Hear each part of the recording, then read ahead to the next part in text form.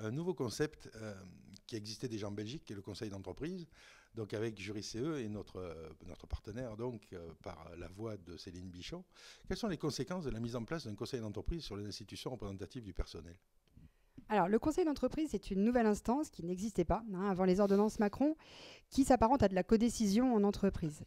Bon, le risque pour les organisations syndicales, c'est que l'EDS soit absorbé plus ou moins par l'instance. C'est-à-dire, si on veut schématiser les choses, on va élire un conseil d'entreprise, ensuite par accord, parce que tout se fait par accord, bien entendu. Donc, s'il n'y a pas d'accord d'entreprise, on ne pourra pas en mettre un, sauf s'il y a eu un accord de branche étendu qui l'instaure.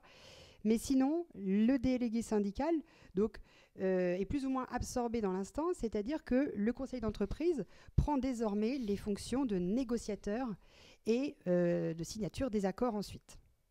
C'est une instance à l'allemande ou à la belge? Tout à fait. Tout à fait. Mais on voit bien que la mayonnaise ne prend pas beaucoup, car il y en a eu très très peu aujourd'hui. C'est pas dans la culture française. Non, du tout. Les organisations syndicales n'ont jamais voulu entrer dans la cogestion en France. Donc ça viendra peut-être. Peut-être, mais je pense qu'on n'est pas encore prêt pour ça. Il va falloir mûrir un peu tout ça. Alors peut-être que le fait de voir certains conseils d'entreprise, si ça marche bien, ça pourra donner des idées pour les autres. Mais pour l'instant, on voit bien que ça ne prend pas. Merci.